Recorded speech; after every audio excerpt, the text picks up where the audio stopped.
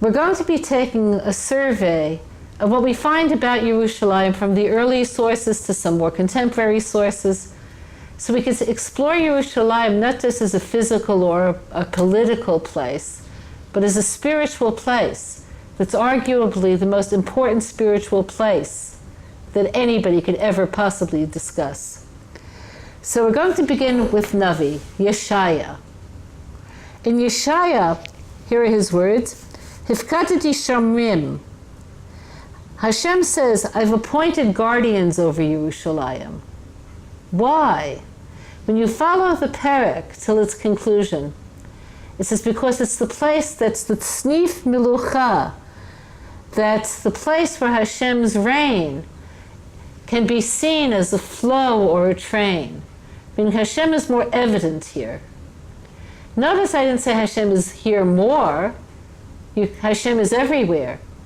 The closest physical allegory we could have towards Hashem's presence in the world would be air. There's no place where he's not. But more visible.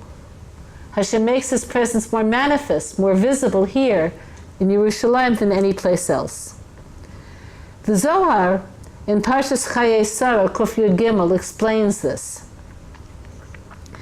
It says that Eretz Israel, in a general sense, and Yerushalayim specifically, isn't just the name of a physical place. But I want to explain this to you. I want to share with you how I felt my first day in Israel. So this was in 1967, but before the war, way before the war. And Yerushalayim certainly didn't look the way it looks today, but neither did the rest of Israel. So I got off the plane in Lud, in the airport, much smaller than today. I found a Shevut taxi together with a young woman from the seminary I was attending who was sent to pick me up. And we got in, and it was ugly. It wasn't like today. Unfertile. There's a lot of trash thrown around here and there.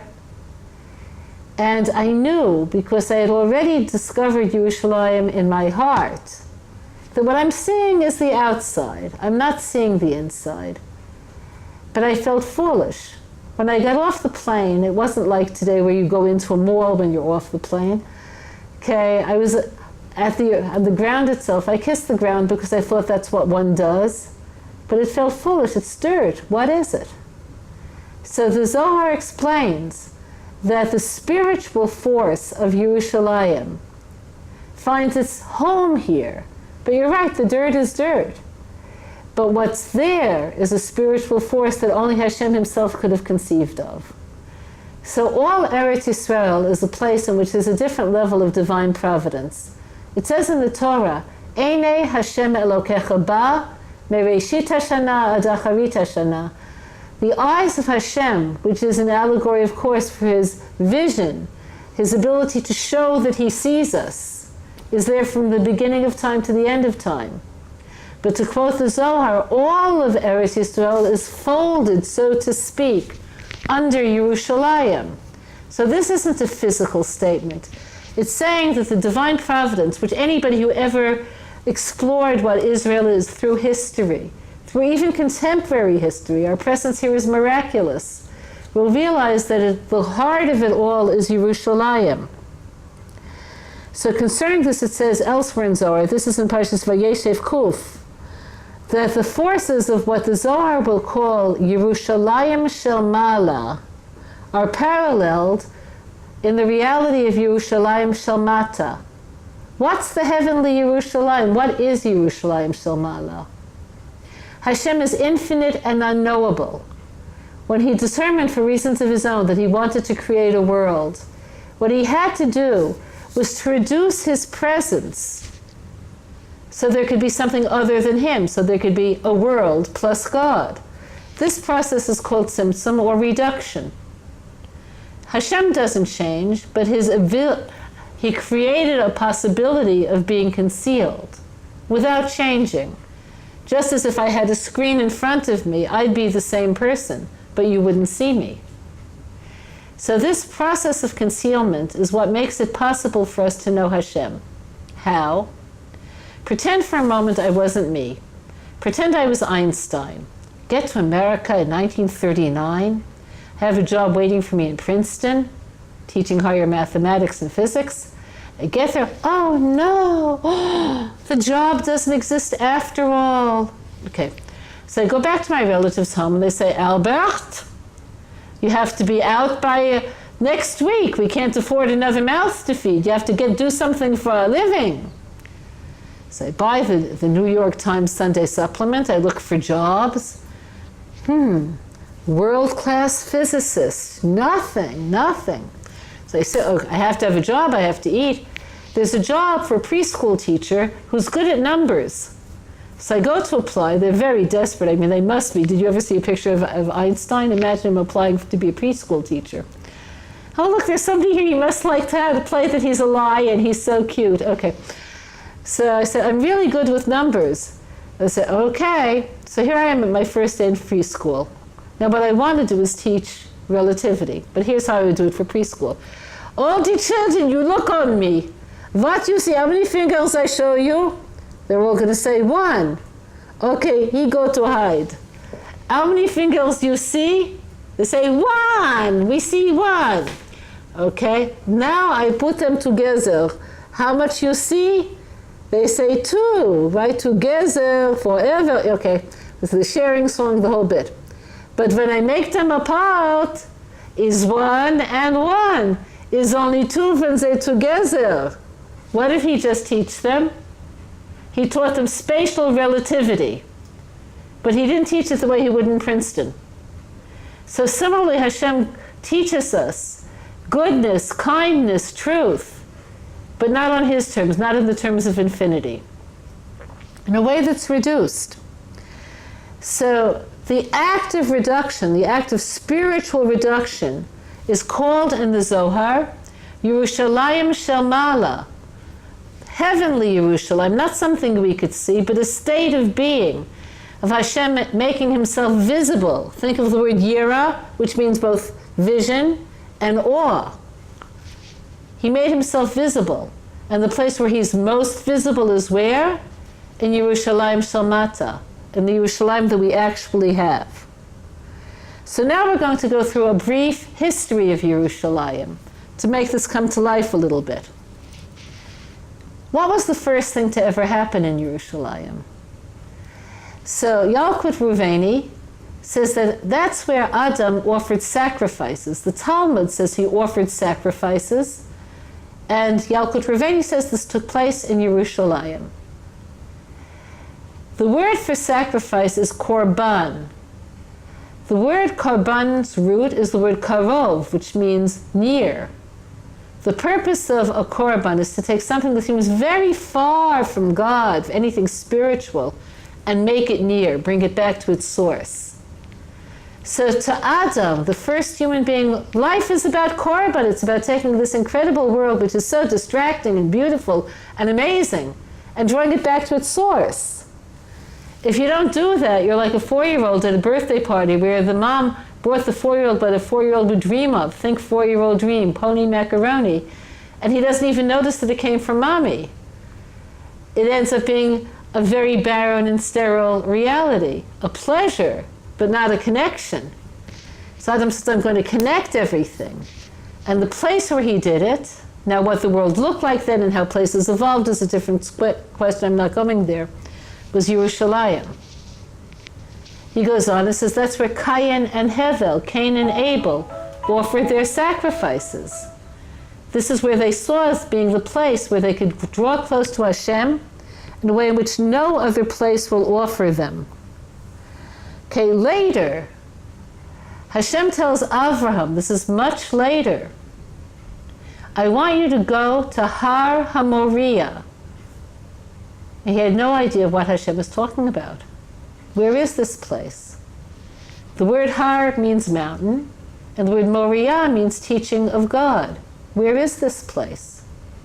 He instinctively began to head towards Yerushalayim. That's where his soul took him. But that's where he indeed was supposed to go. And in fact, the Baal HaTurim points out that the word Eretz HaMoriah is the same gematria as the word B'Yerushalayim. Okay, the word El HaMakom is the gematria of Ze Yerushalayim. The only place where he could take something and elevate it to Hashem in the absolute sense, where he could take what he loves the most and say, but it's from you, that's Yerushalayim. What Avram loved the most was Yitzchak. He said, but that love, that pleasure, I had imagined, the pleasure of somebody like Avram having in his only child, the love he had. He said, Hashem, that's from you. That's what Yerushalayim can uncover. Okay, so taking this idea a step further, where does Yerushalayim appear next? It appears next with Yitzchak. So Yitzchak wasn't sacrificed after all. The act of coming close to Hashem was all Hashem wanted there. And then Avram changed the name of the place. Instead of being called Har HaMoriah, the place of divine instruction, he called it Har Hashem Yeroeh, the place where Hashem could be seen and held in awe. But to him it was a mountain. Yitzchak called it a field. Soon after the Akedah, the moment of Avram's being told to bind Yitzchak as a sacrifice and then released, they began to look for a wife for him. Okay, they sent Eliezer to the family. He comes back with Rivka. Rivka sees Yitzchak in the field towards evening, praying. It says, this was the field, not any field, but this was the field that was Har HaMoriah, but he gave it a different name. A field is different from a mountain. A mountain is up there. You're here. The mountain is there. You have to walk. A field is where you work. You make it your own. Yitzchak said coming close to Hashem isn't a mountain. Now remember, his life began where Avram ended. He didn't have to start by discovering God. He had to begin where Avram had already taken him. You have to work towards finding Hashem. You have to overcome yourself. Life is a field. The next time we have Yerushalayim appearing is when Yaakov, Yitzchak's son, has to leave his home because his brother Esav wants to murder him. He passes Yerushalayim on his way north. They were living there in two places, in Hebron and in Beersheba. He's going north, passes it, goes back, has a dream, and he sees a ladder. And the angels are going up and they're coming down. And he refers to the place as Bet Elokim Shar Shamayim. This is a house of Hashem. It's the gate to heaven. A house is different than a field. A field is yours. It's your field of endeavor. But a house is where you live. Yaakov was able to say, you know where Hashem is, where he lives, where he's comfortable? It's Yerushalayim. Okay, Asuli mikdash v'shachanti b'tocham, Hashem told the Jews in the desert. Make me a sanctuary, I'll live in you.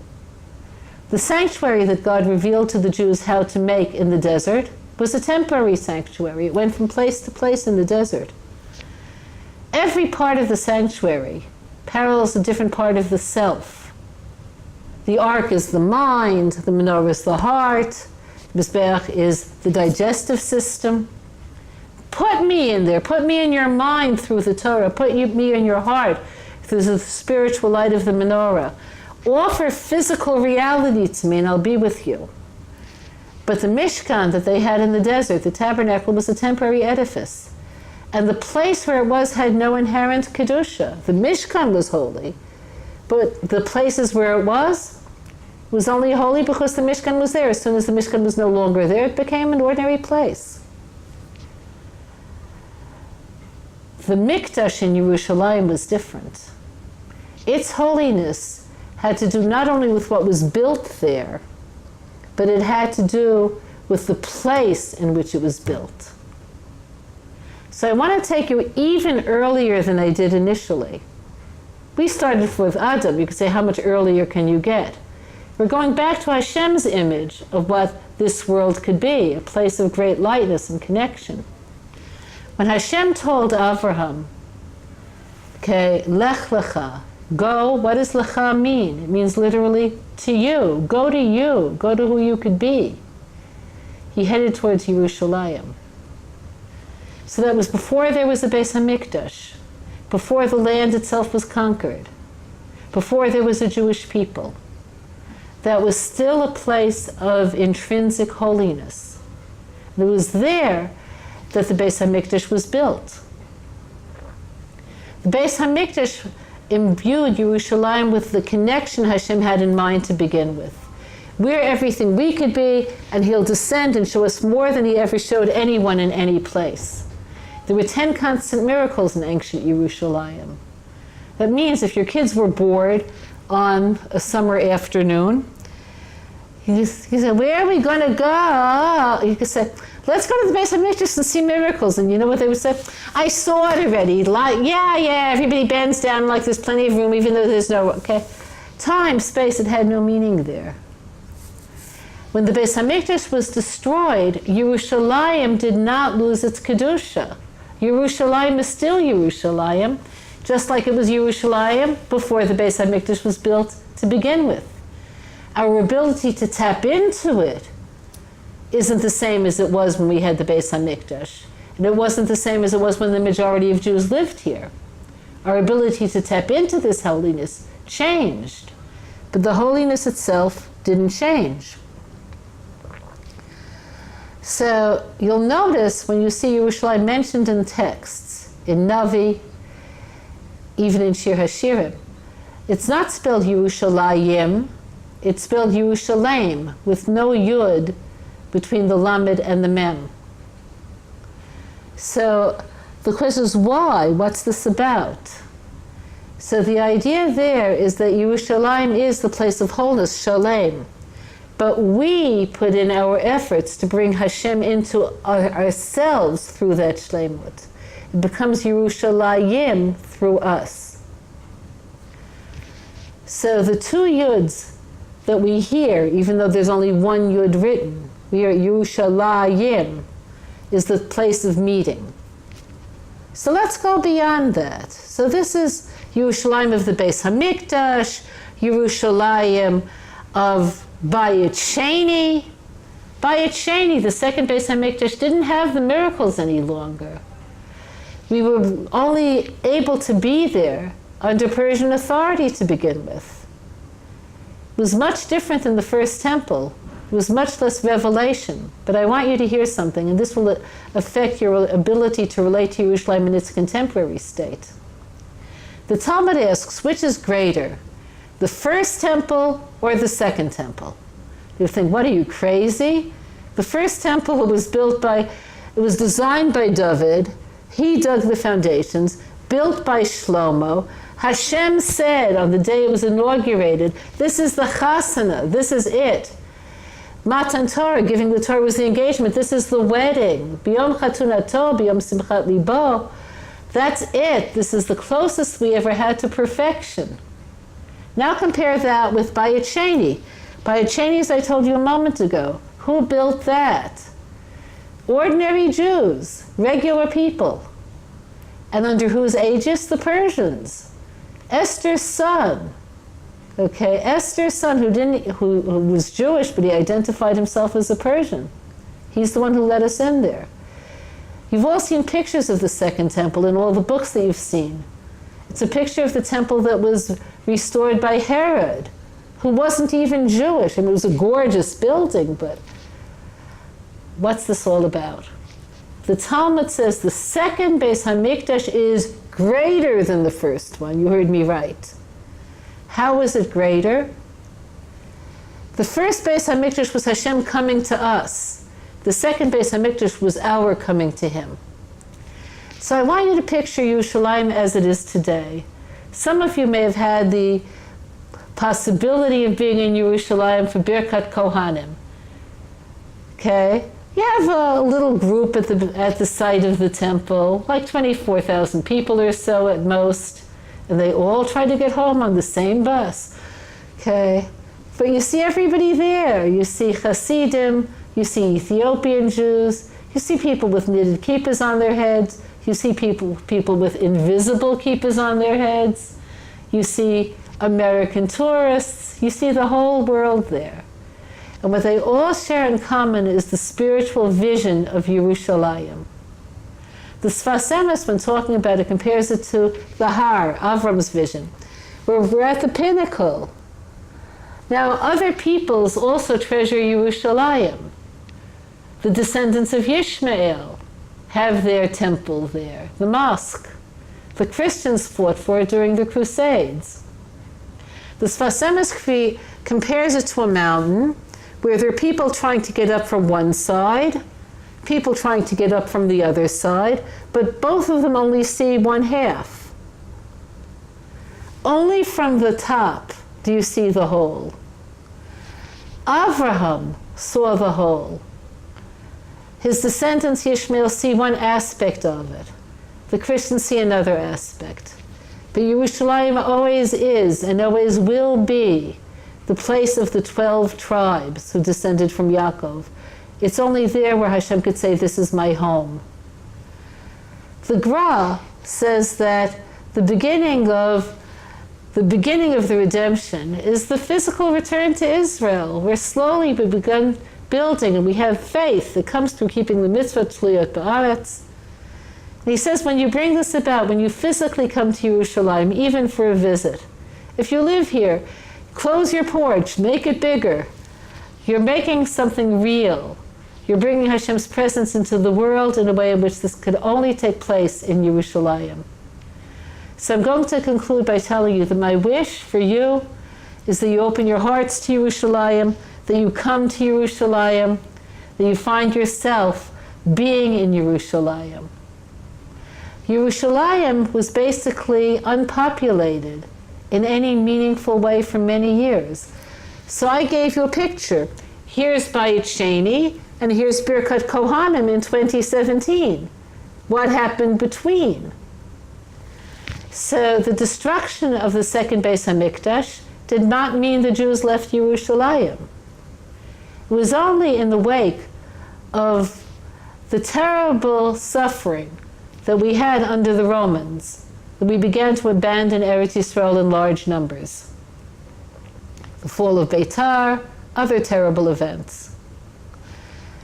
The rise of Islam led to there being more interest in Yerushalayim, and the Zohar tells us why. Yishmael was circumcised at the age of 13. And he maintained, I'm greater than Yitzchak. Yitzchak was an unknowing baby. He was 8 days old. I had a consent. So the Zohar says Hashem agreed with this argument, and he said, your descendants will have authority over Eretz Israel, over Yerushalayim, for 1,300 years. The Muslim conquests began in the 600s. If you add 1,300 years, you get the 1900s. 1920, 1930, the beginning of the return, the beginning of their diminishment, which they instinctively feel, which is why they recognize very clearly that this is ours. But the Jews couldn't live here. There were always some Jews who were here. Various travelers would write about this, sometimes with a bit of fantasy, sometimes much more legitimately. Ramban, who's the one who built the Ramban shul, those of you who have been to Yerushalayim are probably familiar with it. It's below the Churva shul. Of course, when he built it, it didn't have the linoleum and the electricity, but whatever. When he came, there was barely a minyan of Jews in Yerushalayim, but there was a minyan of Jews. There was always some level of presence. He began a process of saying people can be here. He didn't come because he thought it was a good idea. It seemed impossible. It seemed like mission impossible. He had to come to Eretz Yisrael because he won his famous debate with Pablo Cristiani, and he would have died. So the yeshuv was small. Then, a very interesting thing happened. The interesting thing that happened was that the Gra, who was a great Kabbalist, people don't realize this. They know of his major works in the Talmud and in Halacha. He said the beginning of the time of return is at hand. And he sent his students in an organized way, which hadn't happened until that point. There was an attempt in the 1300s by Yehuda HaChassid, but it failed.